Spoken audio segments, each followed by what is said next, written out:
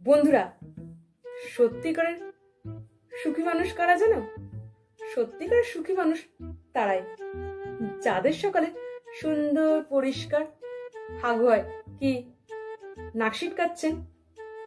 ঘৃণা লাগছে? নাকটা চিপে রাখুন। তবে হ্যাঁ, শুনুন, যতই আপনি ভালো খাবার খান না কেন, যতই আপনি সুগন্ধিযুক্ত খাবার খান না কেন, হাগু থেকে কিন্তু দুর্গন্ধ বেরোবেই। সেই দুর্গন্ধ কিন্তু আপনি দূর করতে পারবেন না।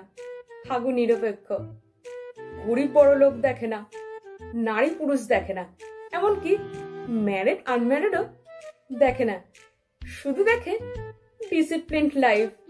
সঠিক টাইমে যদি হাগু হয়ে যায় বন্ধুরা, তাহলে দেখবেন নিজেকে ফ্রেশ ফ্রেশ লাগে। দেখবেন কেউ যদি ভুলভাল কিছু বলে বা ভুলভাল কিছু কাজ করে, তাহলে আমরা কি ব্যাখ্যা করি? যে ওই দেখ, রেগে ছড়ালো, তার মানে বাজে হাগু। সো ভালো হাগু ইজ অ্যান আর্ট, আর এটাই সবচেয়ে সভ্যতার আদি শিল্প। একটা মজার ব্যাপার হলো যে এই শিল্পে কিন্তু কপিরাইট করা যায় না, কারণ কেউ নিজে দ্বিতীয়বার আর একই রকম সৃষ্টি করতে পারে না। সবশেষে একটাই কথা বলবো, ভালো হাগু যত ভালোভাবে সময় মতো বেরিয়ে যাবে, দিনটা তত ভালো যাবে।